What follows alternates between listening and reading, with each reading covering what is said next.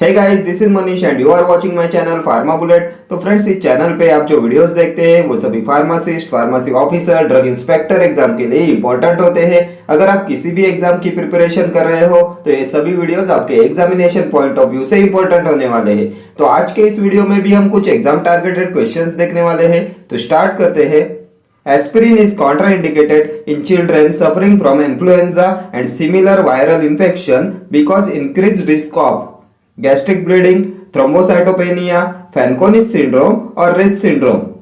Aspirin is contraindicated in children suffering from influenza and similar viral infection because increased risk of। तो किस लिए aspirin contraindicated होता है in children suffering from influenza and similar viral infection? तो क्या होगा इसका करेक्ट आंसर? तो एस्पिरिन कॉन्ट्राइंडिकेटेड होता है in children because it causes Rett syndrome. Option D will be your correct answer. Aspirin rate syndrome cause कराता है, इसलिए इसे अवॉइड करते हैं in children. Examination point of view से मोस्ट इंपॉर्टेंट ड्रग है एस्पिरिन। एसिटाइल सैलिसिलिक एसिड होता है aspirin. Aspirin is also known as acetyl salicylic acid. ये रेट सिंड्रोम कॉज कराता है। देन इसका long term use causes ringing in the ears which is tinnitus and blurred vision. इसका long term use cause कराता है ringing in the ear and blurred vision. Then small dose में aspirin anti thrombotic effect produce कराता है। Aspirin 50 to 150 mg dose is used for preventing clotting in blood.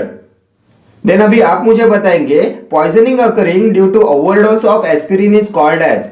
Poisoning occurring due to overdose of aspirin, तो क्या बोलते हैं इसे? Poisoning occurring due to overdose of aspirin, तो इसे बोलते हैं सैलिसिलिज्म। ये भी प्रीवियस ईयर एग्जाम में पूछा हुआ क्वेश्चन है। Salicylism, poisoning occurring due to overdose of aspirin. Then aspirin is contraindicated in pregnant woman. Then which drug inhibits cyclooxygenase irreversibly? Drug which inhibits cyclooxygenase irreversibly. Last year exam में पूछा हुआ question है Which drug inhibits cyclooxygenase irreversibly? तो ये भी होता है aspirin. Then the drug absorbed from stomach होता है aspirin and source of aspirin होता है सिंथेटिक। देन और एक क्वेश्चन आया था एग्जाम में एस्पिरिन पे, major pathway of aspirin metabolism is by forming, तो ये हो जाएगा salicyluric acid. The major pathway of aspirin metabolism is by forming salicyluric acid. ये एस्पिरिन के ऊपर अभी तक के पूछे हुए सारे क्वेश्चंस है। देन अभी आप मुझे बताएंगे ये फैनकोनिस सिंड्रोम क्या होता है? What is Fanconi's syndrome? तो Fanconi's syndrome is produced by outdated and degraded tetracyclines. Fanconi's syndrome produce कराता है outdated and degraded tetracyclines. Then what is thrombocytopenia? तो प्लेटलेट काउंट डिक्रीज होता है, उसे बोलते हैं thrombocytopenia. Decrease platelet count is thrombocytopenia. ठीक है, next question. Finasteride is approved for use in male pattern baldness and it act as an androgen receptor antagonist, an aromatase inhibitor, inhibitor of 5 alpha reductase, modulator of estrogen receptors. Finasteride is approved for use in male pattern baldness and it act as, तो कैसे act करता है फिनास्टेरॉइड? क्या होता है इसका mechanism of action? तो ये भी हमने बहुत बार डिस्कस किया है। फिनास्टेरॉइड होता है 5 alpha reductase inhibitor. Finasteride, dutasteride, ये होते हैं 5 alpha reductase inhibitors. So option C हो जाएगा आपका correct answer, inhibitor of 5 alpha reductase. Finasteride use करते हैं in male pattern baldness and it acts as inhibitor of 5 alpha reductase. Then अभी आप मुझे बताएंगे एन एंड्रोजन रिसेप्टर एंटागोनिस्ट के एग्जांपल कौन से होते हैं? एंड्रोजन रिसेप्टर एंटागनिस्ट, तो ये होते हैं flutamide and bicalutamide. Flutamide and bicalutamide होते हैं androgen receptor antagonist. Aromatase inhibitors में क्या आते हैं? तो एरोमेटेज इनिबिटर्स होते हैं letrozole and anastrozole. Letrozole, anastrozole होते हैं aromatase inhibitors. And modulator of estrogen receptors में कौन से ड्रग आते हैं? तो टैमोक्सिफेन, टोरमीफेन, ये होते हैं एस्ट्रोजन रिसेप्टर्स मॉड्यूलेटर। इसमें टैमोक्सिफेन का यूज करते हैं in breast cancer. Breast cancer के ट्रीटमेंट में यूज करते हैं टैमोक्सिफेन का, जो होता है एस्ट्रोजन रिसेप्टर मॉड्यूलेटर। ठीक है, next question. Which of the following is used as an osmotic purgating? Milk of magnesia, senna, extract of rhubarb, aluminium hydroxide gel. इनमें से कौन सा है ऑस्मोटिक परगेटिव? तो इनमें से ऑस्मोटिक परगेटिव हो जाएगा milk of magnesia. Option A will be your correct answer. Milk of magnesia is used as an osmotic purgative. Milk of magnesia होता है मैग्नीशियम हाइड्रोक्साइड। मैग्नीशियम हाइड्रोक्साइड होता है मिल्क ऑफ मैग्नीशिया। अभी आप मुझे बताएंगे और कौन से होते हैं ऑस्मोटिक परगेटिव्स। तो ऑस्मोटिक परगेटिव्स में आता है magnesium hydroxide which is milk of magnesia. Then इसमें आता है मैग्नीशियम सल्फेट जिसे बोलते हैं इप्सम सॉल्ट। देन इसमें आएगा सोडियम सल्फेट जिसे बोलते हैं Glauber's salt. Then sodium potassium tartrate इसे बोलते हैं Rochelle salt. Epsom salt, milk of magnesia, Glauber's salt and Rochelle salt, ये सभी होते हैं osmotic purgatives. Sodium potassium tartrate होता है रोचेले सॉल्ट, सोडियम सल्फेट होता है ग्लोबस सॉल्ट, इप्सम सॉल्ट होता है magnesium sulphate and milk of magnesia होता है मैग्नीशियम हाइड्रोक्साइड। ये सभी होते हैं ऑस्मोटिक परगेटिव्स। देन सेना होता है stimulant purgative. Aluminium hydroxide jail होता है एंटासिड। नॉन सिस्टमिक एंटासिड होता है एल्यूमिनियम हाइड्रोक्साइड। नेक्स्ट क्वेश्चन, अभी आप मुझे बताएंगे the agent which is used as an antacid and laxative. Agent which is used as an antacid and laxative both, तो ये होता है मैग्नीशियम हाइड्रोक्साइड। ठीक है। Next question, which of the following is pure opioid antagonist? Nalbuphine, buprenorphine, morphine, naloxone. Which of the following is pure opioid antagonist? तो pure opioid antagonist होता है naloxone. Option D will be your correct answer. Naloxone, नैल्ट्रिक्सोन, नाल्मिफिन ये होते हैं pure opioid antagonist. Then अभी आप मुझे बताएंगे विच drug decreases craving for alcohol? Which drug decreases craving for alcohol? तो ये होता है नैलोक्सोन। लास्ट ईयर एग्जाम में पूछा हुआ क्वेश्चन है, which drug decreases craving for alcohol? Naloxone. Then which of the following is an antidote for morphine poisoning? तो ये भी हो जाएगा naloxone. Antidote for morphine poisoning होता है नैलोक्सोन। देन ये मॉर्फिन भी एग्जामिनेशन पॉइंट ऑफ व्यू से मोस्ट इंपॉर्टेंट है। Which drug is contraindicated in head injury? तो ये होता है morphine. Morphine is contraindicated in head injury and it is also contraindicated in bronchial asthma. ये bronchial asthma में भी कॉन्ट्राइंडिकेटेड होता है because it aggravates bronchial asthma. It is contraindicated in bronchial asthma because it aggravates bronchial asthma. Then ये drug of choice होता है in colic pain. Colic pain में drug of choice होता है morphine. Then analgesic from opium poppy होता है morphine. ठीक है। Next question, glomerular filtration rate is 50 ml per minute, 125 ml per minute, 300 ml per minute और 500 ml per minute। तो क्या होता है ग्लोमेरुलर फिल्ट्रेशन रेट? तो इन हेल्दी एडल्ट जीएफआर होता है 125 ml per minute. Option B will be your correct answer. GFR is 125 ml per minute in healthy adult and glomerular filtration of a drug is affected by its plasma protein binding. एक बार exam में पूछा हुआ question है, glomerular filtration of a drug is affected by its plasma protein binding. Next question, urination in the human subjects is decreased by physostigmine, acetylcholine, nicotine or benztropine. Urination in the human subjects is decreased by, तो इनमें से कौन decrease कराता है urination in human subjects? तो हमने cholinergic drug, anticholinergic drug के actions में देखा था cholinergic drug increases all the secretions. ये सभी सिक्रीशंस को बढ़ा देते हैं, स्टिमुलेट कराते हैं। Salivation, lacrimation, urination, then diarrhoea cause कराते हैं। एंड जो एंटीकोलिनर्जिक ड्रग्स होते हैं वो सभी सिक्रीशंस को डिक्रीज कराते हैं। ये यूरिनरी रिटेंशन कॉज कराते हैं, देन कॉन्स्टिपेशन कॉज कराते हैं, सलाइवेशन को भी ये डिक्रीज कराते हैं। तो ये यूरिनेशन को डिक्रीज करा देंगे एंटीकोलिनर्जिक ड्रग्स एंड इनमें से एंटीकोलिनर्जिक ड्रग हो जाएगा बेंस्ट्रोपिन। So option D will be your correct answer. Urination in the human subjects is decreased bye बेंस्ट्रोपिन। जो कोलिनर्जिक ड्रग्स होते हैं वो सिक्रीशंस को इंक्रीज करा देते हैं एंड एंटीकोलिनर्जिक ड्रग्स जो होते हैं वो सिक्रीशंस को डिक्रीज कराते हैं। कोलिनर्जिक ड्रग्स कॉज कराते हैं पिन पॉइंट प्यूपिल जो होता है मियोसिस, देन ब्रैडिकार्डिया कॉज कराते हैं, ब्रोंकोडायलेशन कॉज कराते हैं and anticholinergics causes mydriasis, dilation of pupil, tachycardia and bronchoconstriction. ठीक है। Next question. The lungs are located in the cranial cavity, thoracic cavity, abdominal cavity और spiral cavity. तो कहाँ पे located होते हैं lungs? तो lungs are located in the thoracic cavity. Option B will be your correct answer. Thoracic cavity में located होते हैं lungs. And अभी आप मुझे बताएंगे function of lungs. क्या होता है lungs का function? तो oxygen and carbon dioxide exchange ये होता है function of lungs. Function of lungs is oxygen and CO2 exchange. Then the total lung capacity को क्या बोलते हैं? What is total lung capacity? तो total lung capacity is vital capacity. Vital capacity होती है total lung capacity. Then normal respiratory volume कितना होता है? नॉर्मल रेस्पिरेटरी वॉल्यूम तो ये होता है 2500 ml होता है normal respiratory volume. Then which is the highly perfused organ in the body? तो ये होता है lungs. Highly perfused organ in the body होता है लंग्स.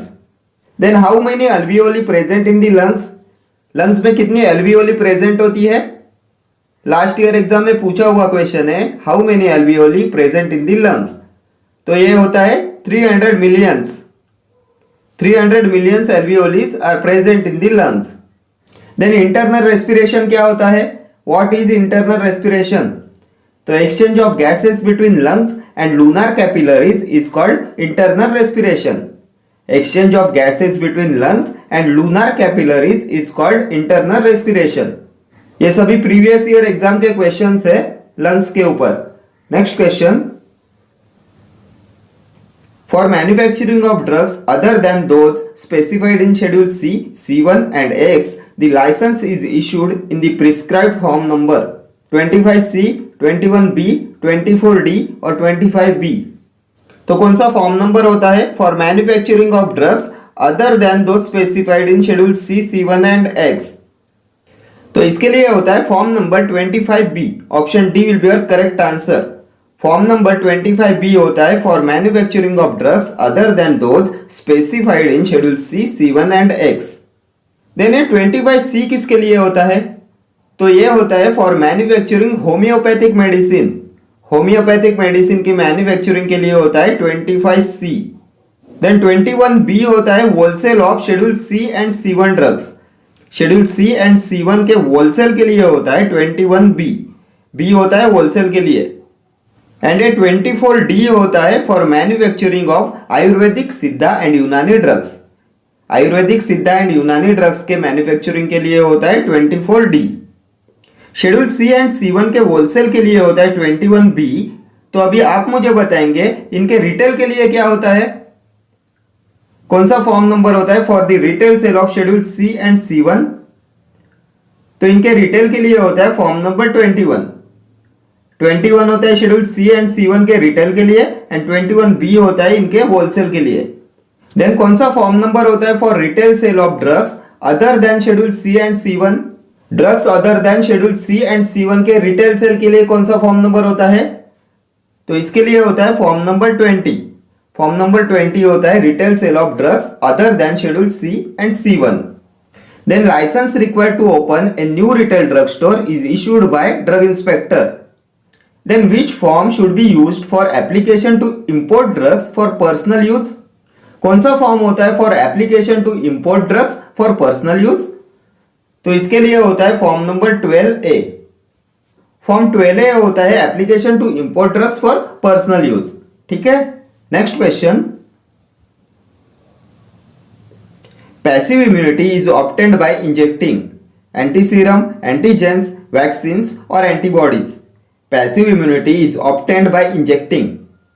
तो passive immunity is obtained by injecting antibodies. Option D will be your correct answer. Passive immunity को obtain करते हैं by injecting antibodies. And active immunity is obtained by vaccines. Then अभी आप मुझे बताएंगे व्हाट इज इम्यूनिटी? तो immunity is the power to resist infection. The power to resist infection is called as immunity. And passive immunity is obtained by injecting antibodies and active immunity is obtained by vaccines. And what is active immunity? So production of antibodies in the host itself is known as active immunity. The production of antibodies in the host itself is known as active immunity. ठीक है। Next question, Which of the following analgesic itself frequently causes frontal headache as a side effect? Indomethacin, mefenamic acid, piroxicam, diclofenac. Which of the following analgesic itself frequently causes frontal headache as a side effect? तो ये होता है indomethacin. Option A हो जाएगा आपका correct answer. Indomethacin frequently causes frontal headache as a side effect itself. Frontal headache, dizziness, then hallucination, depression, mental confusion, ये सभी side effects होते हैं इंडोमिथासिन के। देन मेफिनेमिक एसिड होता है एंथ्रेनिलिक एसिड डेरिवेटिव। एनसेड के एंथ्रानिलिक एसिड डेरिवेटिव क्लास में आता है मेफिनेमिक एसिड। देन पैरोक्सिकैम, टेनोक्सिकैम, ये होते हैं ऑक्सीकैम डेरिवेटिव। एनसेड के ऑक्सीकैम डेरिवेटिव्स में आते हैं पायरोक्सिकैम, टेनोक्सिकैम। डाइक्लोफेनेक, एसिक्लोफेनेक, ये आते हैं aryl acetic acid derivative class में एनसेड के। Non steroidal anti inflammatory drug के aryl acetic acid derivative class में आता है एसिक्लोफेनेक एंड डाइक्लोफेनेक। एंड ये इंडोमिथासिन होता है इंडोल डेरिवेटिव। एनसेड के इंडोल डेरिवेटिव क्लास में आता है इंडोमिथासिन। एनसेड्स का क्लासिफिकेशन भी एग्जामिनेशन पॉइंट ऑफ व्यू से मोस्ट इंपॉर्टेंट है। इसमें और कौन कौन से क्लास आते हैं, तो एनसेड के प्रोपियोनिक एसिड डेरिवेटिव क्लास में आता है ibuprofen, ketoprofen, naproxen. Then salicylates में आता है एस्पिरिन। देन पायरोलोपायरोल डेरिवेटिव होता है केटोरोलैक। देन और एक क्लास आता है पायराजोलोन डेरिवेटिव। पायराजोलोन डेरिवेटिव होते हैं phenylbutazone and oxyphenbutazone. ठीक है। Next question, the proof of equality of debit and credit balance is called balance sheet, journal, ledger, trial balance. तो क्या होता है proof of equality of debit and credit balance? तो ये होता है ट्रायल बैलेंस। ऑप्शन डी हो जाएगा आपका correct answer. The proof of equality of debit and credit balance is called trial balance. And a trial balance is a statement. Trial balance is a statement and trial balance is prepared from ledger. Then trial balance is generally prepared at the end of accounting period. Trial balance is a statement, trial balance is prepared from ledger and trial balance is generally prepared at the end of accounting period. ये सभी questions अभी तक trial balance पे पूछे हुए questions है। Then ए journal होता है book of original entry. Then recording of transactions in journal is called journalizing. Then transactions are recorded in journal date wise and the explanation of journal is known as narration. ये journal पे अभी तक के पूछे हुए questions है। And A ledger होता है book of secondary entry. All accounts are balanced in the ledger. Then transactions are recorded in ledger account wise and trial balance is prepared from ledger. ये लेजर पे अभी तक के पूछे हुए सभी क्वेश्चंस है। ठीक है। Next question, which of the following is a neuroglycopenic symptom of hypoglycaemia? Sweating, palpitation, tremors, abnormal behaviour. Which of the following is a neuroglucopenic symptom of hypoglycemia? तो इनमें से कौन सा है न्यूरोग्लूकोपेनिक सिम्टम ऑफ हाइपोग्लाइसेमिया? तो ये होता है abnormal behaviour. Option D will be your correct answer. Abnormal behaviour, headache, then dizziness, visual disturbance, weakness, fatigue, ये सभी होते हैं न्यूरोग्लूकोपेनिक सिम्टम्स। देन पाल्पिटेशन होता है continuous and fast beating of heart. And अभी आप मुझे बताएंगे ये ट्रिमर्स किसका साइड इफेक्ट है? तो the most prominent and dose related side effect of salbutamol होता है मसल ट्रिमर्स। साल्बुटामॉल का साइड इफेक्ट होता है muscle tremors. Next question, which of the following drugs used in rheumatoid arthritis as a mechanism of decreasing tumour necrosis factor? Rofecoxib, penicillamine, etanercept, सल्फासैलाजिन।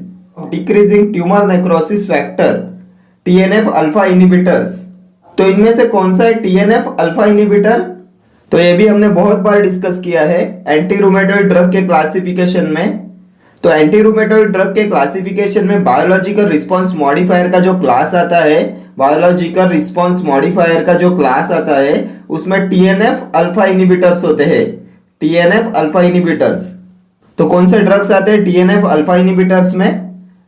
तो इसमें आता है इटानरसेप्ट, अडालीमुमैब and infliximab. ये तीन ड्रग आते हैं TNF अल्फा इनहिबिटर्स में। So option C will be your correct answer, etanercept. Biological response modifier में एक क्लास आता है टीएनएफ अल्फा इनहिबिटर्स, इसमें आता है इटानरसेप्ट, अडालीमुमैब एंड इन्फ्लिक्सिमैब, एंड दूसरा क्लास आता है इंटरलूकिन 1 एंटागनिस्ट का।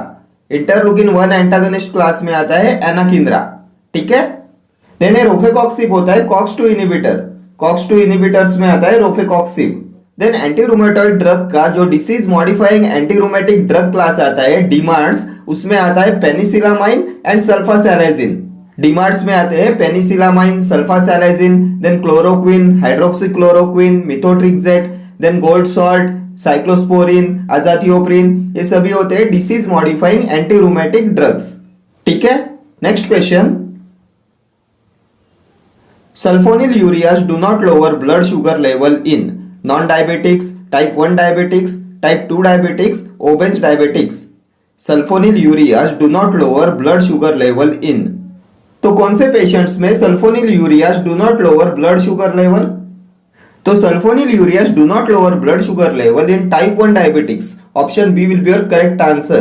Sulfonylureas do not lower blood sugar level in type 1 diabetics. Because the action of sulfonylureas is depend on the presence of at least 30% functional beta cells in the pancreas.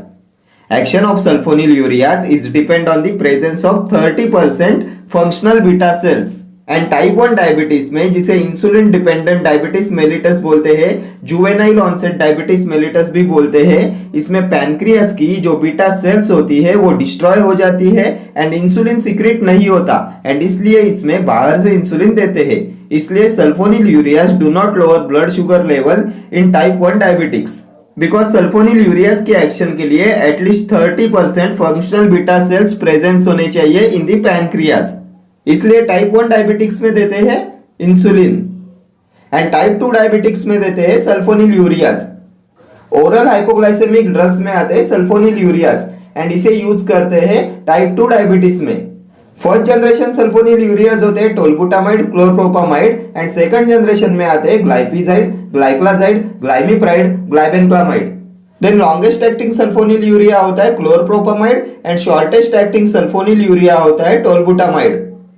And ये sulfonylureas होते हैं potassium ATP channel blockers. Oral hypoglycaemic drug का sulfonylurea most important class है examination point of view से। अभी आप मुझे बताएंगे which sulfonylurea interacts with vasopressin, which sulfonylurea interacts with vasopressin, तो ये होता है chlorpropamide. Then which sulphonylurea is indicated for the treatment of diabetes insipidus, तो ये भी हो जाएगा chlorpropamide. Chlorpropamide is indicated for the treatment of diabetes insipidus. And which sulfonylurea decreases iodide uptake by thyroid? Sulfonylurea which decreases iodide uptake by thyroid, तो ये होता है tolbutamide. Tolbutamide होता है shortest acting sulfonylurea, it decreases iodide uptake by thyroid. ये सभी questions last year exam में पूछे हुए क्वेश्चंस है, ठीक है। Okay friends, thank you for watching this video. See you in the next video. Till then, do like, share, comment and subscribe to my channel. Thank you.